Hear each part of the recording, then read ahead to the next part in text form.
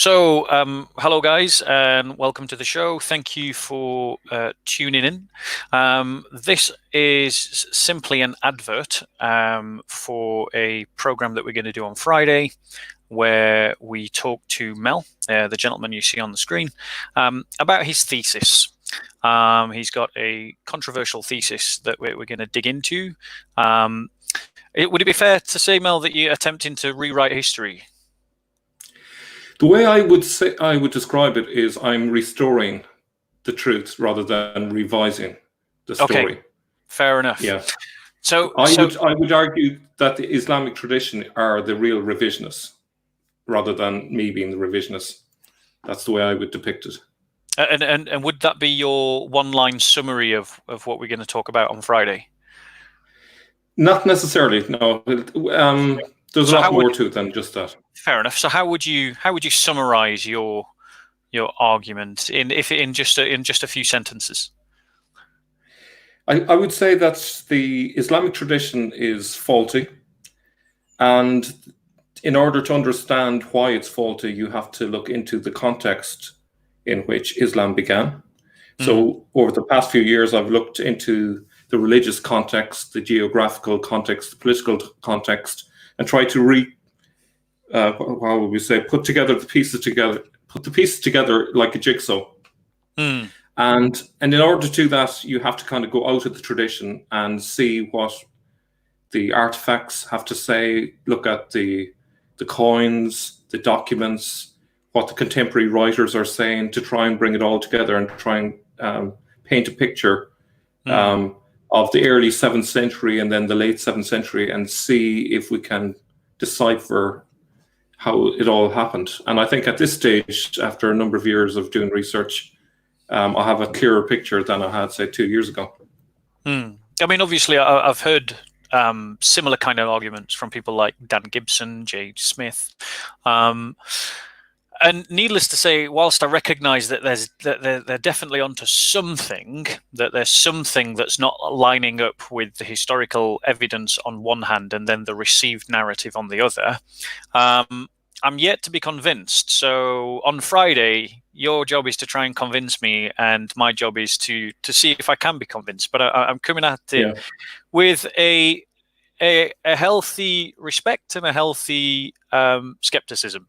You know, I think there's something there, but I'm not sure to what degree. So it'll be interesting to see what you come up with. Well, were you always interested in this topic? I would say I'm probably like most people who were aware of Islam in the background, but not particularly focused on it. I remember back in 2001, going to a job interview, and 9/11 happened literally minutes before doing the job interview. So that was a big bolt, into my sort of consciousness. But even after that, I wasn't particularly interested in it. About 5 years ago, I watched a video by Jay Smith.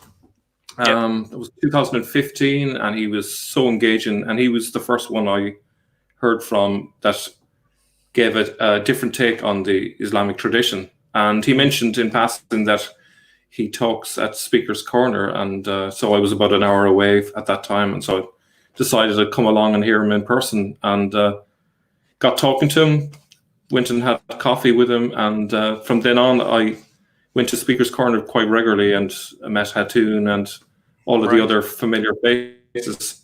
And that's what really kind of got me started into it, and I wanted to find out more. And there was a few things initially that made me think there's something weird going on here. Like, the first one, I think, was the fact that the Quran used Isa rather than Yeshua. Now, I used to get really frustrated with people, and because they would say, "Oh, Muhammad has just clearly made a mistake." But from Ireland, we use the word Isa for Jesus. So for me, there was something to it, and that needed investigating. And that sent me down a few different side roads, trying to work out why it was Isa. And then I looked into the Greek origin of the word. And ultimately, I discovered through Dr. Ahmed Al-Jalad that there are rock inscriptions with the word Isa from Northern Arabia, 36 of them. And what's interesting, they're all clustered, and none of them, they're all clustered up in the north. None of them are found in the Hijaz. And so that was very intriguing. And it just made me feel that there's something wrong with the Islamic tradition. Like what I'm saying is there are clues there to be had within the Quran and the Islamic tradition. And they are an echo of what actually happened, but they are not directly reliable in terms of a historical narrative. So you kind of have to take the clues and then look at the evidence and see, well, how do we connect the two things? Because there were contradictions there, but also there was confirmations of certain lines of inquiry, you know? So it was kind of like you had a burgeoning interest, what fueled from the debates that you were having down at the corner, or just from your research? Was it a case that the research was feeding the fire to do more research? It was a bit of both, but one of the things that I discovered when I went down to Speaker's Corner was that I wasn't really that engaged with the theological debates as such. I was more interested in how did it happen? What is the origin of it? Did it really happen? A lot of the speakers were talking about it as if it was all a given. And I was starting to question it. I was thinking, well, is it true that it actually happened this way? And there was an awful lot of assumptions. And with anything in history, if you do some investigating, you can find out usually what actually happened. But what was weird about Arabia is there seemed to be this blank slate that was inaccessible to historians, and it seemed kind of weird. Why would that be the case?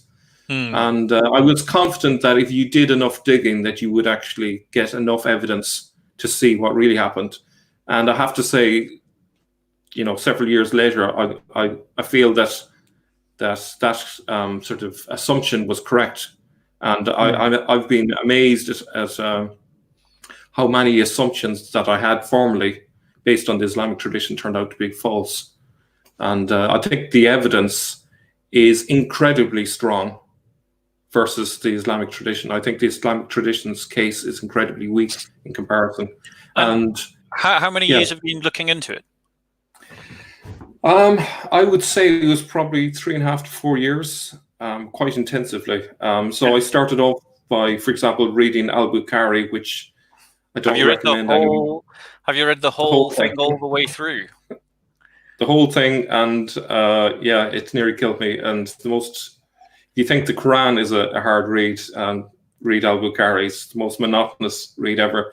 But what struck me is how legendary it was and lacking in detail. And it's kind of like when you're reading it, you think, this is a weird world that is being described. It didn't sound credible.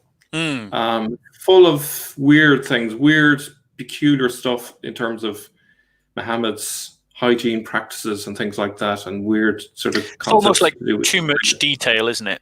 To have been remembered, and too much detail in passing to have been taken note of.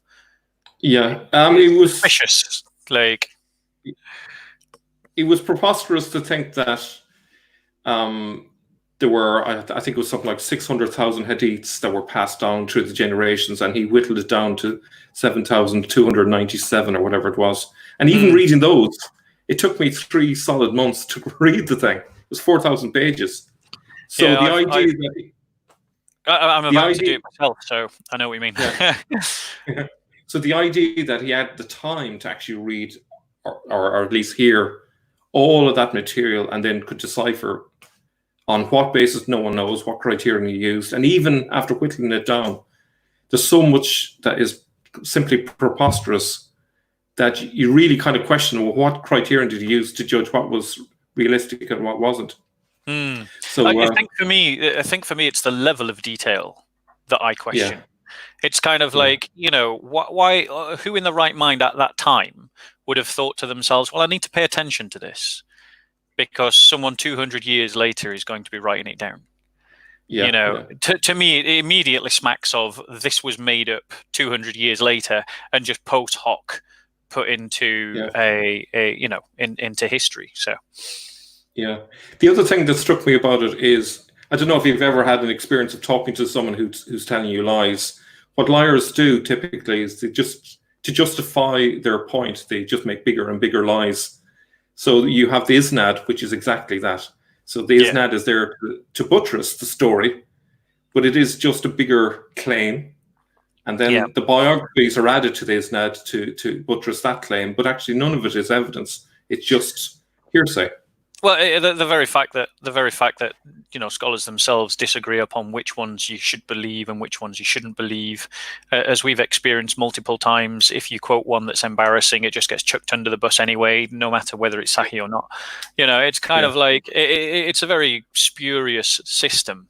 So why? I mean, have you presented your entire argument to anyone else before, or do I have the pleasure of hearing it? This is actually the first time that I've actually given the overview. I've because it's such a big area, I've often just done little sort of zeroed in focuses on certain aspects. But I have I think I may have done sort of basic kind of overviews, but never dealing with the full evidence. So with what I've planned, I'm going to be looking at extensive evidence across the whole thing. Are you feeling ready for Friday then? I'm a bit nervous, but I feel at the same time quite confident with the material that I have. Yeah. So the plan is that I look at the religious context first, and then following on from that, I'm going to look at the Syriac connection, which is in terms of the stories in the Quran and the vocabulary, which I think is very key to deciphering what went on. And then the next main plank is the evidence. So I'm going to look at three main things. I'm going to look at the numismatics, which coins. I'm going to look at rock inscriptions, and I'm also going to look at contemporary writers. And I think when you bring those three together, which is rarely done, people often focus just on the coins or just on the contemporary writers. But if you bring the three of them together, there's a story there that just jumps out at you. And so I think that's going to be exciting to look at that. And then finally, I'm going to look at the story of Muhammad itself in terms of the Sirah and what details are in the Quran, and just see does it sound plausible or not. I would argue that. Go on. I would argue that it's quite implausible. It's going to be an interesting conversation. So for those of you that are tuning in, just to let you know, this is essentially just an advert for Friday's show. We're going to be doing a proper show on Friday at 8. Going through, well, actually, I'm thinking maybe to start it at 7, actually. 7 while 9 o'clock. So if you guys want to tune in this Friday, 7 while 9 o'clock on the usual channel, and then we will do our show where we speak to Mel, look at his thesis that is exploring some of the problems that archaeologists and others are discovering with regards to the received narrative about the birth of Islam and Islamic history. I look forward to it, Mel. I hope you're going to be ready with your references and your evidences. As I say, absolutely. I have a naturally conservative temperament, so I tend to want to conserve that which has been received, and that applies to my own knowledge of the birth of Islam. And so I'll be looking for really good evidence to convince me that we need to doubt. I'm already partially there. I accept that there's something not lining up properly between the evidence that's available and the narrative that we're being told. But I'll be interested to know what your angle on that whole theory is. Any final comments to the viewers before we go? I would say that in terms of a critique of Islam, I think it goes very well with a first-tier critique of Islam, which most people are familiar with, which is a kind of a reductio ad absurdum, which is you look at the Quran itself and you look at the absurdity of some of the theology that's there. But looking at the historical basis to it all is another way of critiquing Islam, and I think it goes very well together. It's not one or the other, I would argue. Right, brilliant. So I look forward to it on this Friday at 7 o'clock, yeah? Yeah. 7 o'clock? Brilliant. In that case, see you there. See you then, Mel. Take care. And as Cheers. for you guys, as you can see, this is just an advert, and I'll see you all at 7 this Friday. Take care.